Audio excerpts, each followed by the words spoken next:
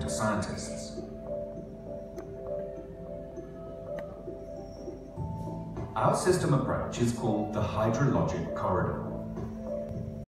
Each hydrologic corridor is a national program consisting of landscape restoration projects, the locations of which are scientifically determined based on rainfall, vegetation cover, soil type, wind patterns, and other factors. Each project consists of rainwater harvesting, agroforestry, and climate-resilient agriculture interventions developed in partnership with the local communities. We combine ancient techniques with recent innovations to influence local rains and temperature. We start with infiltration of rainwater to stop flooding and erosion. We complement this with agroforestry and climate-resilient agriculture, thereby replenishing the aquifer. The vegetation returns and the process of evapotranspiration starts again. As projects expand, the vegetation starts to grow towards each other, further repairing the water cycle within the designed areas of land. The large water cycle from the ocean starts interacting with the small water cycle again. This is the hydrologic corridor, a system approach based on ancient water harvesting techniques complemented with recent innovations. New vegetation cools the area and takes carbon out of the air. Vegetation is the air conditioning of our planet, because more vegetation means more cooling. Cooling down the planet.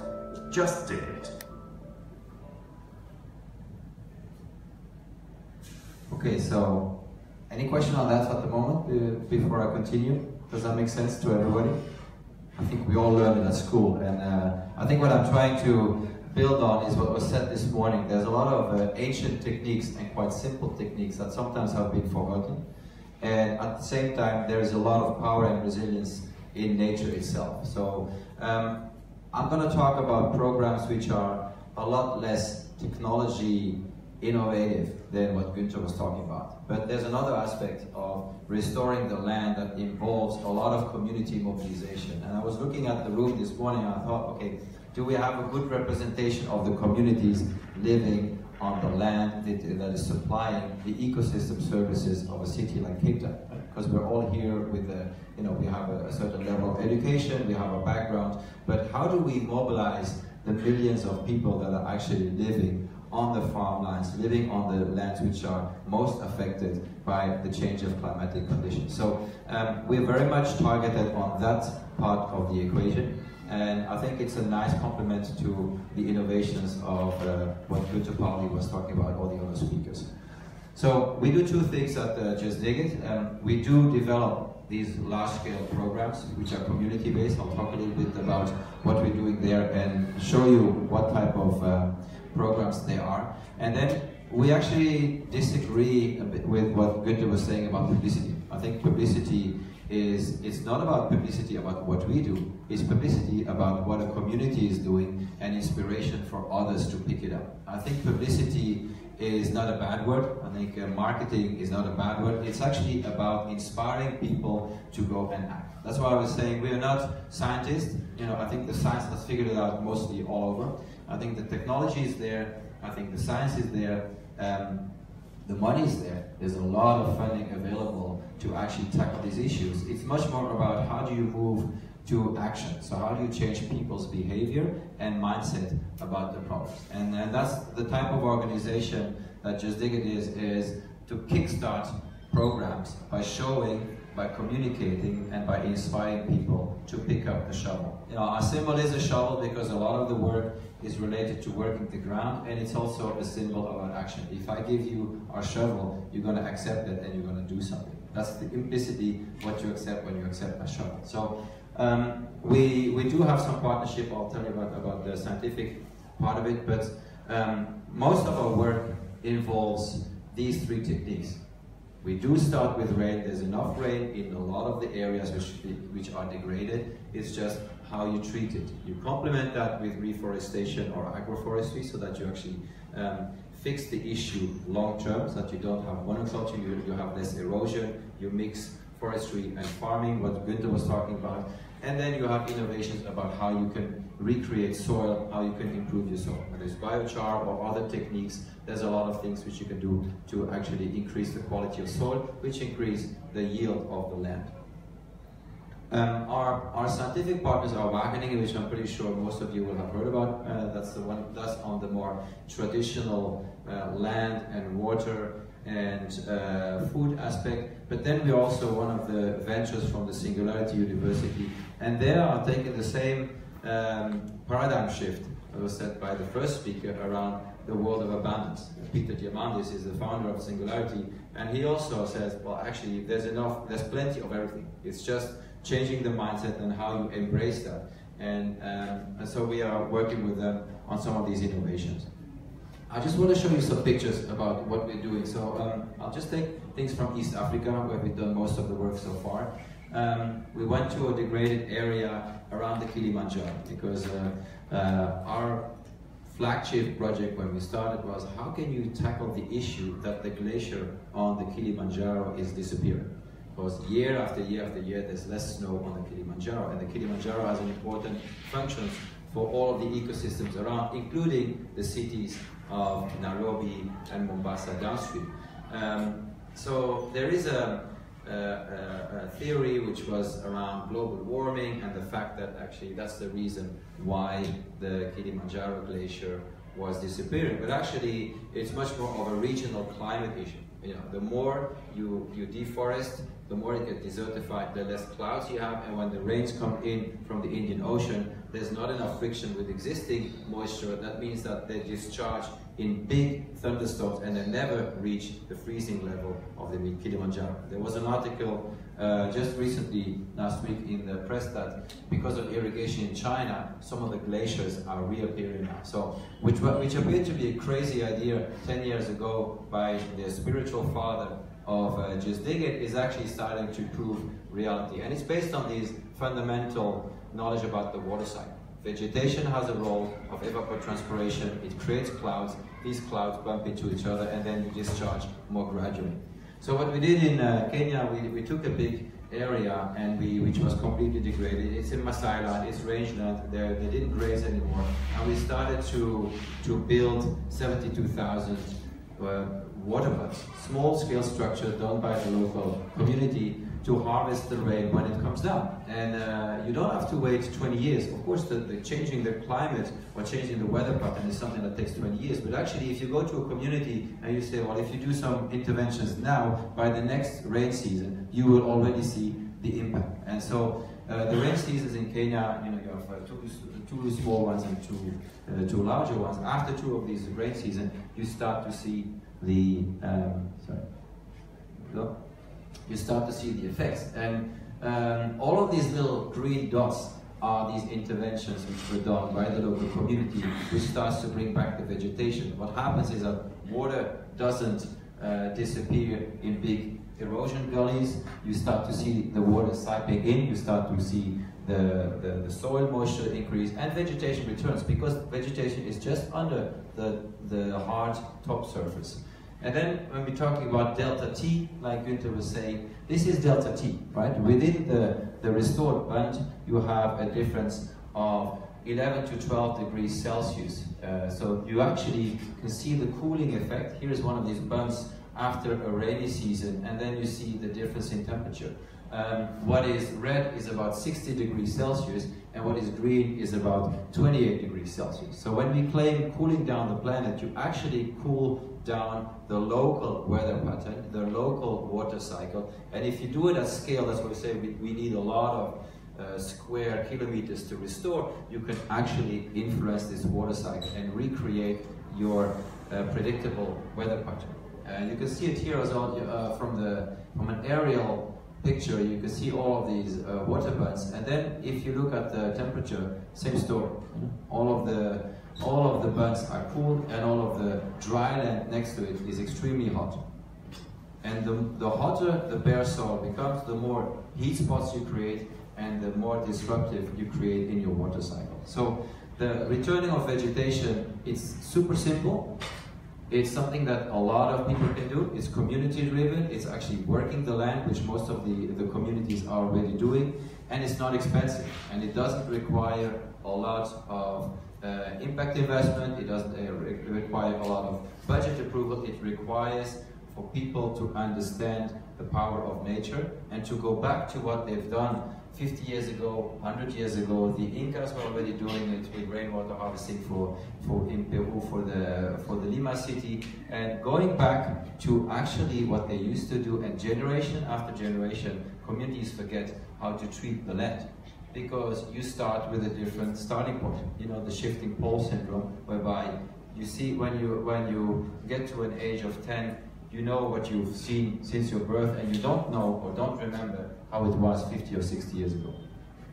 So some of these techniques are rainwater harvesting, some of these techniques are also grass seed banks. That means that actually you start to cultivate grass seeds. These grass seeds are income generating for Maasai communities. They are also making sure that the cows and the goats don't go and overgraze land which is already barren. That means that you actually have a drought season grazing area that you create income for the local community, and they start to understand that income is not just based on the number of goats that you get or cows, but actually you can also generate an income from grass seeds.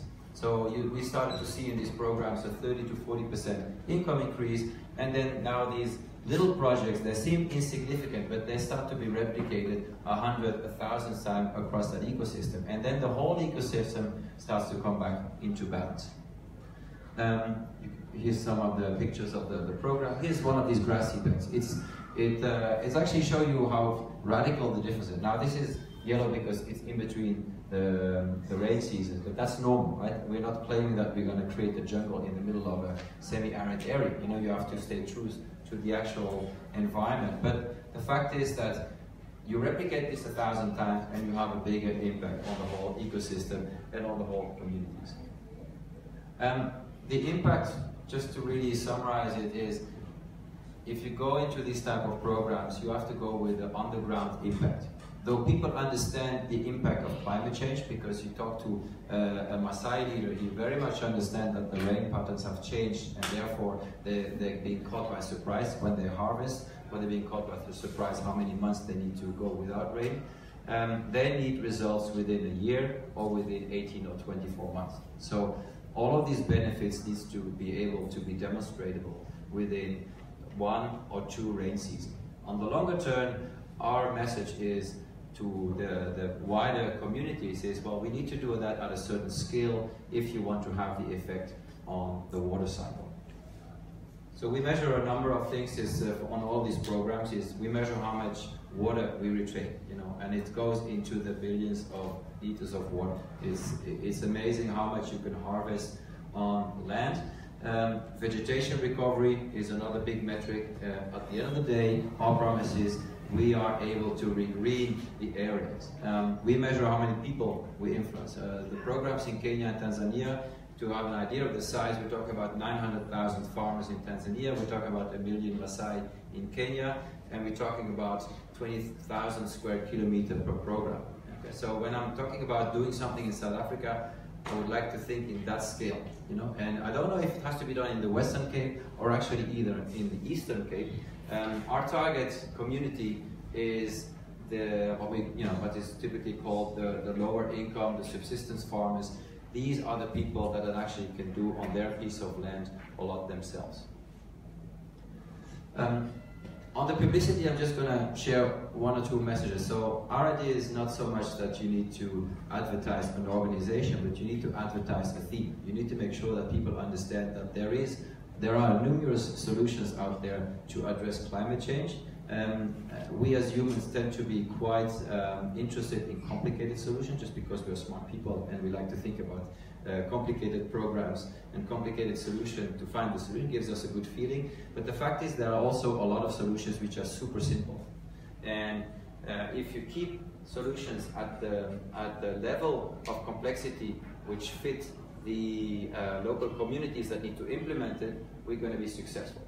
And we've learned that the barrier should never be technology. Right? It has to be simple. We have to come up with a number of additional input into such a program, but the essence is that it has to be simple. That's why our marketing message is also quite simple. What's this one?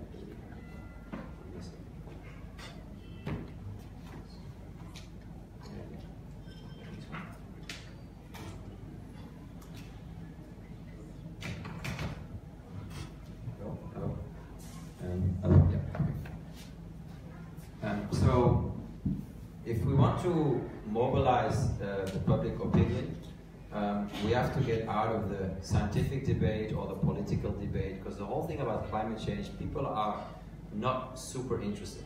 The fact is actually people are busy with their lives and they figure out, well, actually it's up to the politicians, or the scientific world is not yet in agreement, so is there really something that I can do? So our view is that if you keep it simple and positive, and you show a perspective of handling, then people will move. People will not act based on complicated stuff which they don't get or which they can distantiate themselves from. So we run a number of campaigns in Europe to raise funds, and we basically very simply, I showed this to one of the ministers in Kenya, and he said, yeah, that's it, just show me before and after, that we don't need a lot of words. Well, people understand if you harvest rain, you get back vegetation. Vegetation is good for income, and it's good for your water cycle. We do get a lot of free support from the media, and we're now busy in Africa with some of these international media companies to help us with that, because I think you need a 360 degree on documentaries, you need social media, you need ambassadors. So if we want to be successful in South Africa with the program, we'll also need to address that topic, because you want to mobilize people, you want to have communities inspired, and these days all of these communities are also digitally connected. Okay, so it has to be more than just an education program. So we do have an education program, but it's something that is running through the schools in the Netherlands. It's something that we could also deploy in these communities to get people moving. And then I have a last message, which I want to give to you.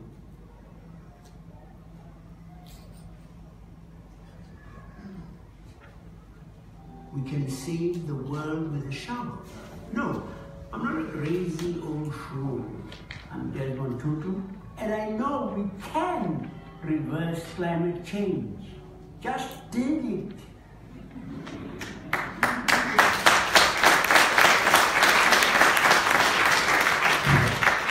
So maybe to close down before I take questions. For me, what is really important is that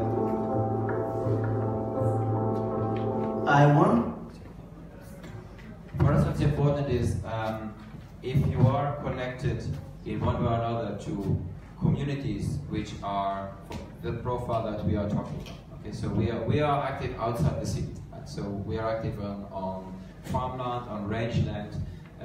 We're looking for areas which are seriously degraded but can be restored. And we're looking for organizations that have, or that can tap into these communities. We're looking for organizations that have done, maybe at a smaller scale, successful programs that we can help scale, because we normally don't start from scratch. We prefer to go and look at some examples of what has worked properly, and then scale that up and help to design that. And we're looking also from a scientific perspective, which organization can give the local credibility to what we're doing. Because of course we have Wageningen, we have Singularity, but you have, maybe it's the UCT, maybe it's Stellenbosch, maybe it's another organization. So if you have ideas, even if we don't get to talk today, you get the email contact, olivier@justdigit.org.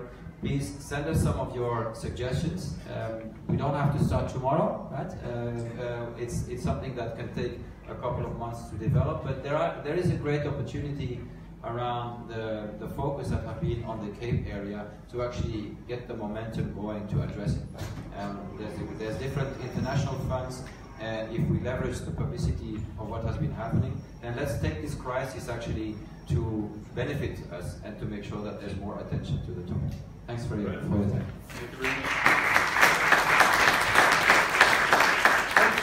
Can I start with possibly a question, because it's one that is probably a rich man's problem. But if we look at, for example, Stellenbosch, the temperature in Stellenbosch is increasing quite dramatically, and it's likely that in 20 to 30 years' time, vineyards will not be viable in Stellenbosch. So certainly at the moment, there's no more planting of vineyards in Stellenbosch. In fact, quite the opposite.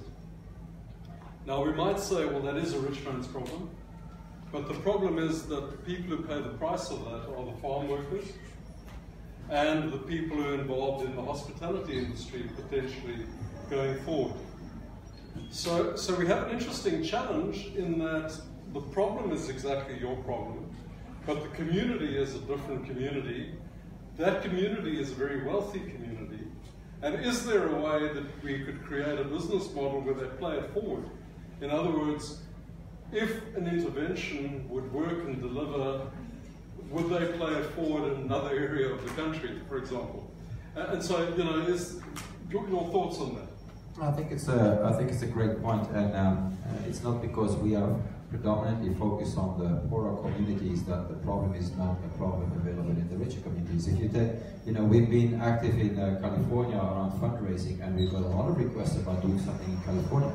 You know, we decided at that point that we'll focus on Africa because we thought, well, California can probably sort out their own problems. They've got a lot of expertise and a lot of funding is there. So I think South Africa is an interesting country because yes, there is a small minority which is very wealthy, but a lot of communities depend on the work they get from that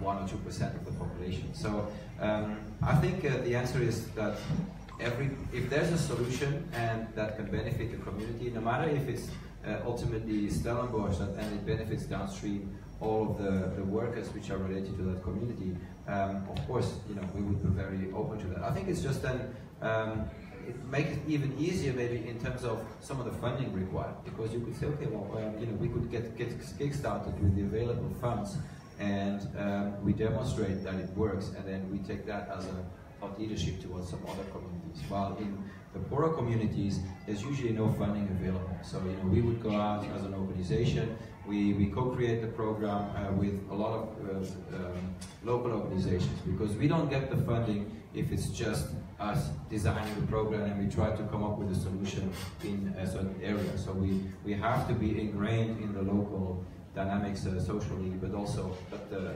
problem is the right one that we address.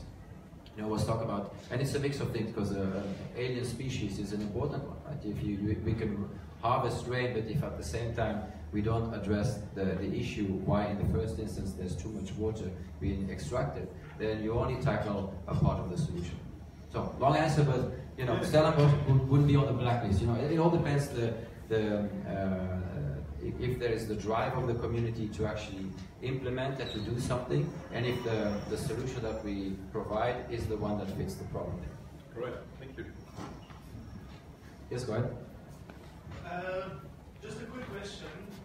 When you talk about mobilizing communities to actually implement these projects themselves, from my own experience, when you're looking at these kind of landscape restoration or ecosystem restoration projects, one of the big problems, and I've seen the problem across different continents, is when you're dealing with poor, vulnerable communities, their time is often very valuable on a day-to-day basis, just trying to survive, essentially. How do you mobilize people to actually implement these projects? Do you offer them financial incentives, or is it purely just that awareness raising to get their buy-in? Yeah, it's a good question. We've had different flavors, and what we typically take as a basis is that we will only incentivize if we ask the community to do work that they would normally not do. Okay, so I think that's a fair assumption for everybody. If I ask you to do something else, you know, I kind of have to convince you. Then, unless you are really in a crisis, like now we're all doing our efforts around the water crisis, we're not being paid for it. You know, we understand the urgency and you act on it. So I think it's a mix, between the urgency, the type of work that the community is doing. In most of our programs so far, we target farmers. So a farmer is busy with his land every day. And if you tell a farmer that if you change some of the practices, he will get 30% more out of his piece of land, and by capturing water and by doing different types of crops, there's not a single farmer who would say, well, actually, I want to be paid for that. You know, they will want to say, okay, show me how. Do you have results somewhere else? And then, is there a community, a neighboring community, and maybe you can go and watch it. Now, if you do rainwater harvesting for people which are normally pastoralists, that was a bit of a different dynamic. So the Maasai population, we actually paid them for this first demonstration program. We also paid the first seeds for the grass seed bank. But then, now that it's being replicated, there's actually much less funding for that labor. We tend to much more fund the organizations that are making it possible. You know, but the actual labor, if you continue to fund it, the big risk is that when we go away and the funding goes away, that the work stops. So it has to be a business case which the farmer can make for himself. You know, if they understand, I have more food at the end of and more income at the end of that year or after the harvesting, then they will continue to expand. That's what we see in effect happen. So in Morocco is again a totally different story. There it's a much top-down approach from the government. You got the Ministry of Agriculture, of Water, you got the Ministry of Environment involved. They pay 80% of the program, so we only pay a small part.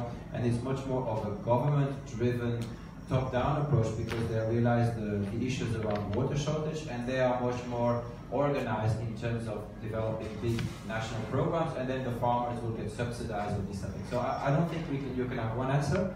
We have to look community by community, but if we can avoid to pay for something that will keep people moving, that's better, because then implicitly when we stop paying, then they stop moving. And I think that's the trick you need to find out in terms of the community and the specificity. Does that answer?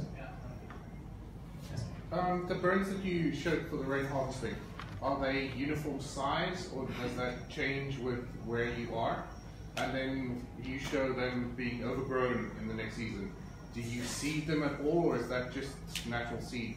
Yeah, so we don't seed at all. Okay. So everything that you see is actually the existing seeds under the ground. So it's like a sponge, right? If you take a dry sponge, you put it under the tap, nothing is going in. You make some openings with a knife, and then the sponge will get wet again. It's exactly the same principle. We have different. In this case, we took all the same size. You know, basically what you do, you look at the way the water runs off, and then you go almost 90 degrees against the water direction. Okay, so it's almost like a smile, right? And they are in this case, I think they were half a meter deep, and they are about 3 meters wide. And they go in the Babashiki, and they go from high to low. Right? Exactly. Now there's different techniques. So I mean, there's a whole book of 50 rainwater harvesting techniques which exist. So what I'm saying is the techniques there are plenty. You know, and we will take the technique which we've seen other small or farmer or an organization done and that have worked. So in some cases we might do contour trenching around the hills or the mountains. In some cases we'll do reforestations on the hill because it stops erosion. So, but we will usually look at what has worked and then figure out how we can scale that and what is needed to make a massive increase in scale. Yeah? Okay. If the water was this way, but you do it that way. Okay. Now, believe it or not, in some countries we've seen the trenches actually accentuating the erosion, which that engineer didn't quite get the shape of it. But what we typically do is that you will take a number of trainers, you know, trainees, and then you have to find a smart way to incentivize so that you actually get the right results. And then there's an element just of maintenance. You know, we train the rangers to maintain and to repair some of these bunds after years. But normally, when the vegetation is back, you don't need these bunds anymore. The vegetation does the same work and then you have to combine that though with grazing management, because a lot of the things in the first instance has to do with how people graze the land. So if you don't have a grazing management and actually a renewable energy strategy, which we don't have yet, but actually you need to think about that as well. How you can make sure that deforestation is also slowing down because people start to use different ways of cooking or using wood basically for the energy. Right. Last question. Sorry, just a question about the actual, because in a water scarce area, if you do dig a hole, you will find that there will be a stimulation of growth because of the exposure of whatever nutrients.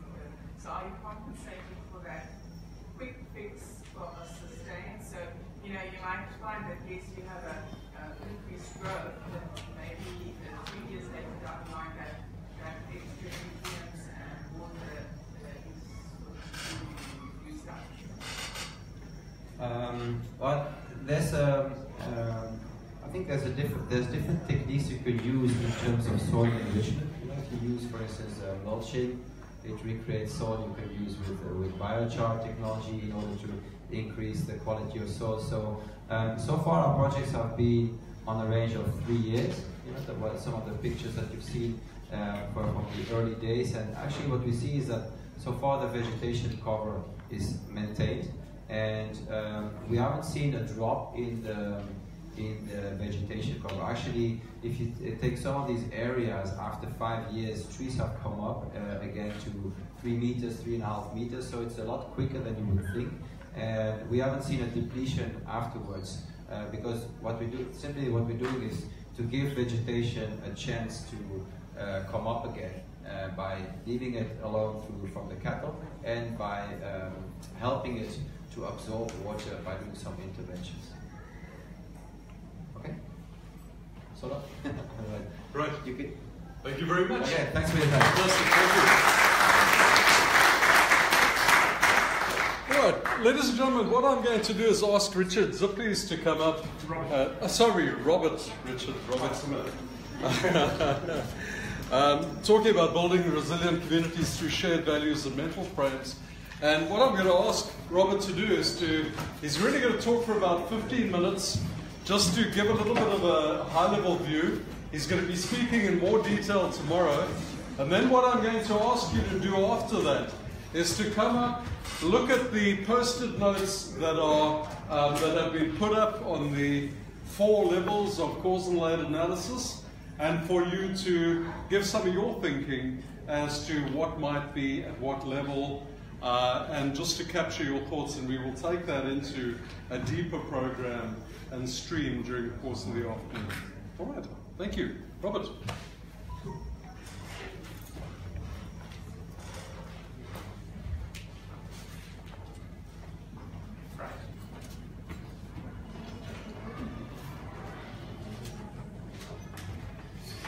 Okay, good afternoon everyone. So my name is Robert Ziplies. I work as a South African representative of an international NGO called the Common Cause Foundation. I'm not employed by them, but essentially there are these sort of common cause satellites popping up all over the world, and hopefully you'll understand why just now.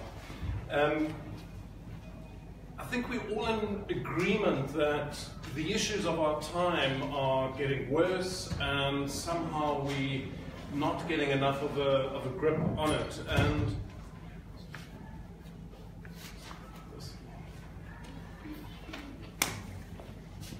And you're all familiar with this quote, but how do we change our thinking? That is really, I think, in part what we're discussing here. And you know, some of the ways of thinking differently are sustainability, biomimicry, the blue economy that Gujapati was talking about, appreciative inquiry, really listening to each other, systems thinking.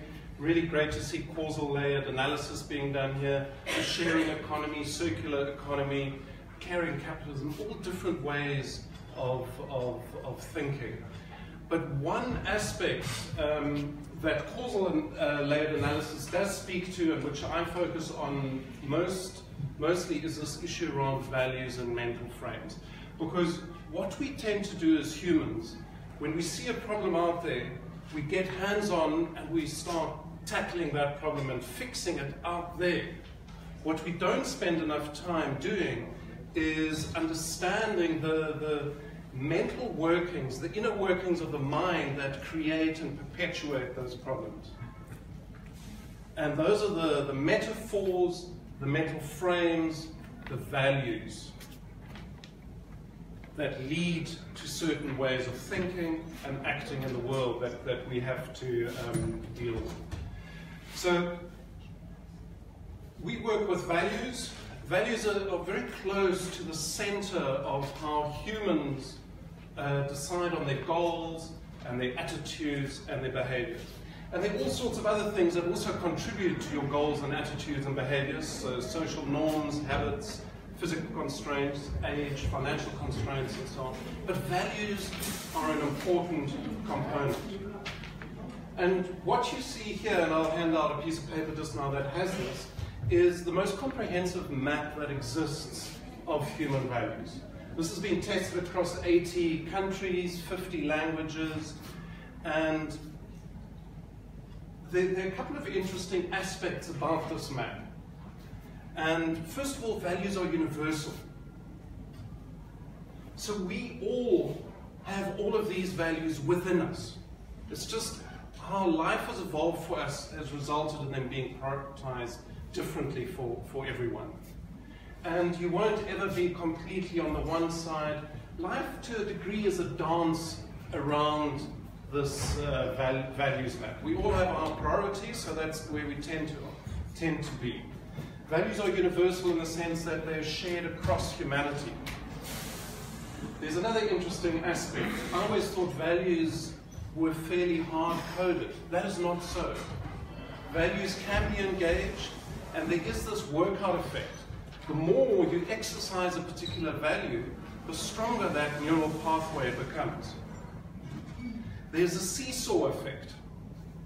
So if we now talk, if we were today going to talk a lot about wealth and authority and status and image, that means those values would get strengthened temporarily in your minds, and these values here that we, in a sense, trying to champion to build a better world would get weakened. So if you sit and watch a lot of TV with all its adverts and its subliminal messaging around that you're not good enough, not beautiful enough, not wealthy enough, that strengthens your extrinsic values here. And then there's also something called the bleed. I won't go into that. But another interesting aspect is the proximity of values. So if you value social justice, that means you are very likely to also think a world of peace, a world of beauty, inner harmony, protecting the environment, being helpful, is also important. So these dots have they're statistical spatial dots. And the closer any of these dots are, the more likely you are to prioritize those values similarly in your mind. The further apart they are, the less likely. So if you're really into living a daring, independent, varied life, you would not value some of these obedient, moderate, respective, detachment values very strongly. Now, from a sustainability point of view, building a better future, we're interested in two meta groups here. So there are these 10 value groups. But if we want to build a better future for all living creatures, then we're interested in the interplay between these two values, this value group here, called the extrinsic or materialistic or selfish values, and these three value groups up here, which are also referred to as intrinsic values or compassionate values. And the research is very clear. If we strengthen these, then people express more care for social and environmental issues. If we strengthen these, so if I gave you a set of commercial adverts to watch and tested you afterwards, you would just demonstrate a little more selfishness and materialistic behavior. So our minds are highly impressionable, and all the time we're being bombarded with values. So why am I talking about values? We have to be, if in this work that we're doing, So trying to hack the water crisis, build a better future for all, solve our environmental and social problems. We can do that by talking about the business case for sustainability. We could do it by talking about water as a resource. But what does that do to our minds?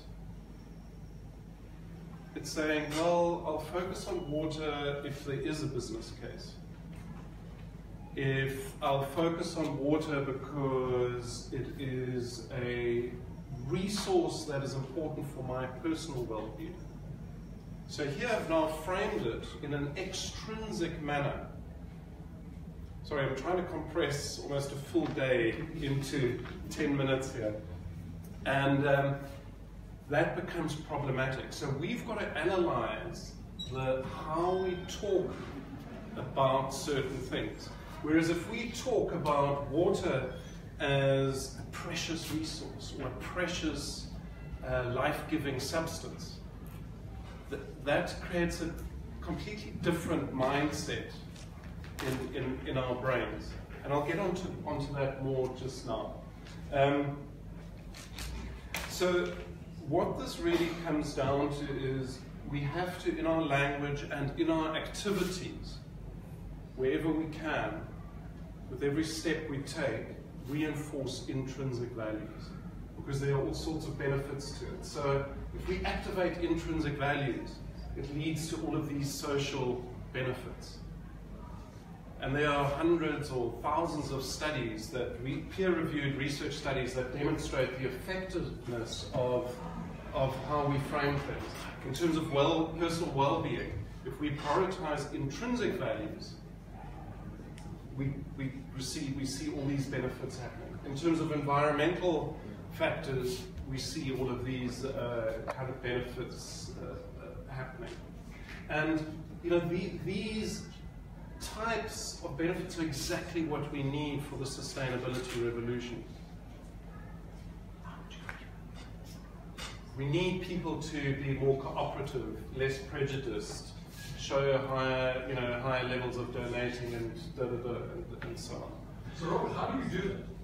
And we'll get onto that just now, is how we talk about things, so how we frame things. So in essence, we've got to strengthen intrinsic values and weaken extrinsic values. And I'm just going to do a short exercise here to start demonstrating. Actually, one aside, and then I'll get on to, how many more minutes have I got? About 5 or 6? 5, yeah. 5, okay. Are people inherently selfish or compassionate? Compassionate. I see some may have said selfish. So generally there is a perception that we think other people are quite selfish and self-centered. And that is not true. Roughly 3/4 of people prioritize compassionate values in their lives. And so whatever we do, always give people the benefit of the doubt. Even people who come across as quite extrinsically motivated, so people typically in business, actually most of them are also compassionate human beings.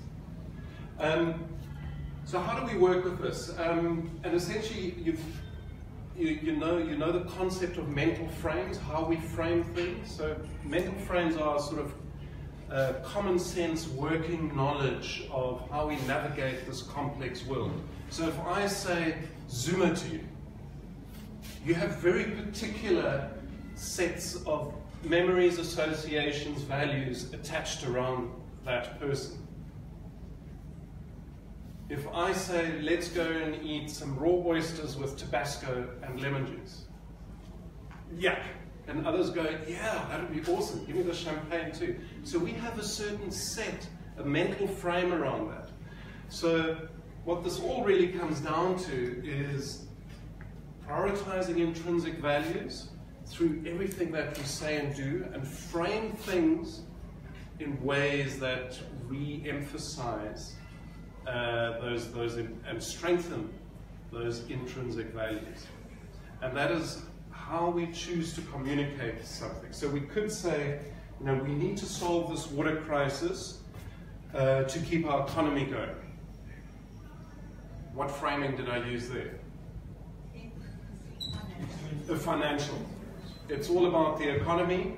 Everything else is irrelevant. If we do that, we strengthen. We might get some short-term action, but we strengthen extrinsic values, and in the long term undermine collaboration and commitment to preserving water as a precious substance. So how could we reframe, not frame it in terms of the economy? What are some ideas? Future generations. Mitigate social unrest.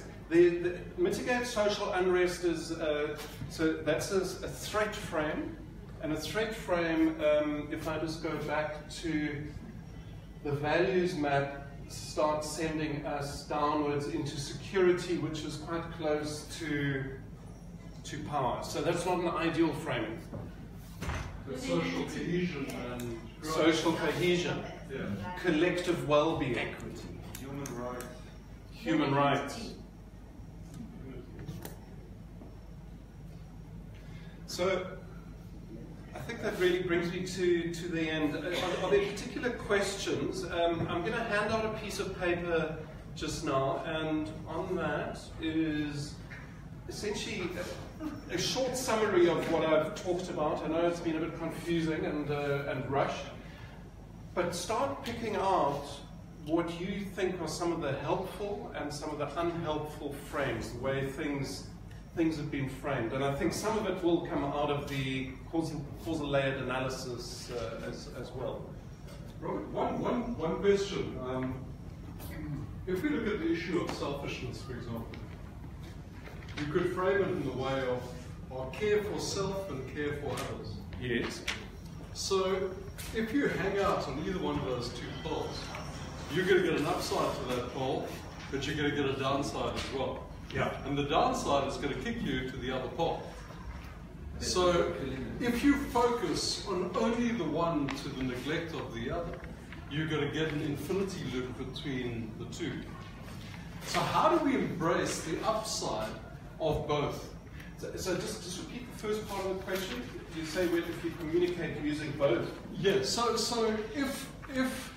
I believe that care for self and care for others both are equally important. Yeah.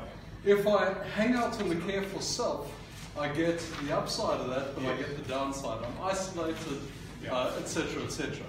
If I only hang out on the care for others, I get the upside, but I get the downside as well. And so what happens is I have an oscillation then between the two. Yeah. So should we not be embracing the upside of both values and managing the downside of those values? I think you slightly misunderstand this, because to care for self doesn't mean you have to be on the side at all. Care for self involves all values. It's just, do we frame things from do this because it's of benefit to you alone versus do this because it's for everyone's benefit? And I think if we frame it, do this because you will win and benefit personally, that reinforces more extrinsic values. But am I not going to have a more sustainable pattern of behavior if I believe that it's good for me and it's good for others? Is there necessarily an either or? And I think there are ways of framing it in an intrinsic way that brings that home. So if we say we need to save water because we're all sharing the water and we're all benefiting from the saving of the water, then that puts us together and we're doing it for someone else. It's always a far more powerful reason to get people to do something for someone else and a collective reason than just oneself. So is it not sustainable to say I'm doing it for other people and I'm doing it for myself? And for myself, because absolutely. I am a part of the greater whole. Yeah. And if I don't look after myself at the same time as looking after others, I'm not going to be secure. Yeah. Right. Thank you. Sorry, questions? All right. At the back? More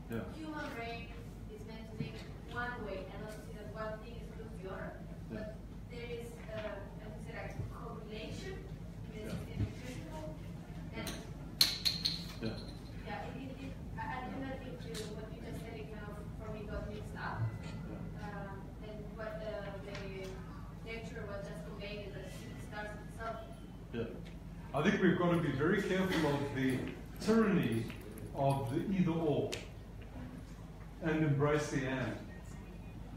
You know? So, yeah, sorry. Yeah. Yeah. Yeah. And that creates sustainable. Yeah. Anybody else? Yeah.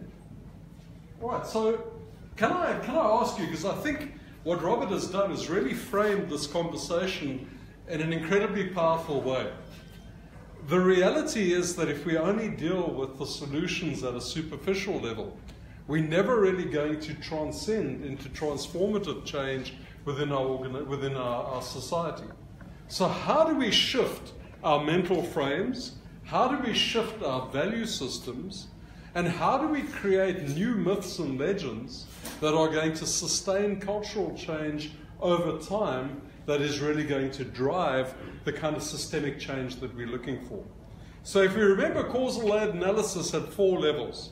The one level was the superficial. What do we hear? What are the stories? What is the on the surface conversations that is happening through media, etc.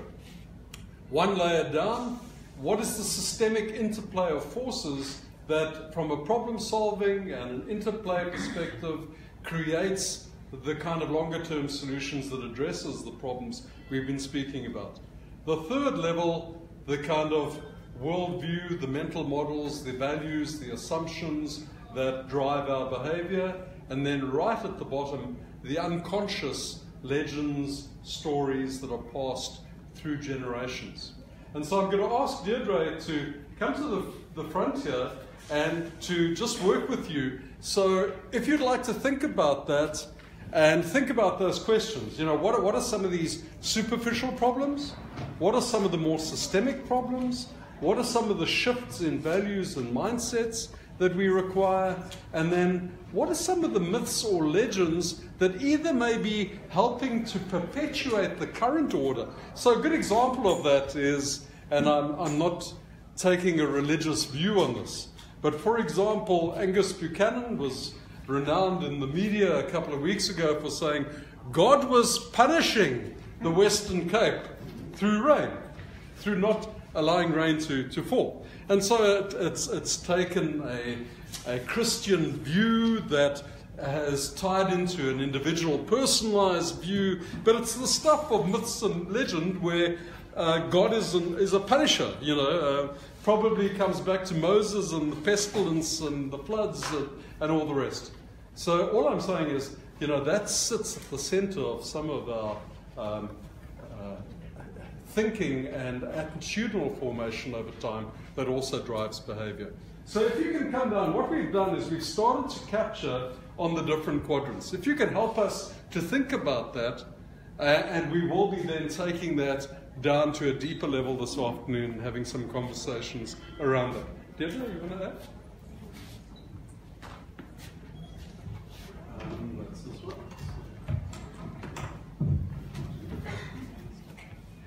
Hi.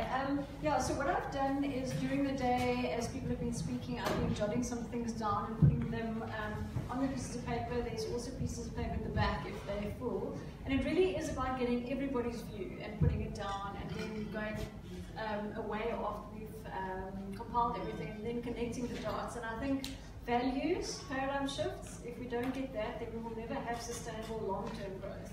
And we can fix the short-term problems, the ones that we see, the technology, the social, the economic, but long-term we won't fix it unless we really fix the values and the paradigms that are out there. And I think the best thing is, as Ian said, if you've made notes or you've got some views yourself, please come and put them on the on 1, 2, 3, 4. There are boards at the back there, pieces of paper, and it really is your view. There is no wrong view, there is no right view. So it's about putting your thoughts down, your views about the water crisis, and then also about how you think solutions can come about. Yeah. Right, so over here, there are a lot of Koki pens, a lot of post-it notes. If you want to grab it, think about it, and come put something up, we'll give you guys about 10 minutes to do that.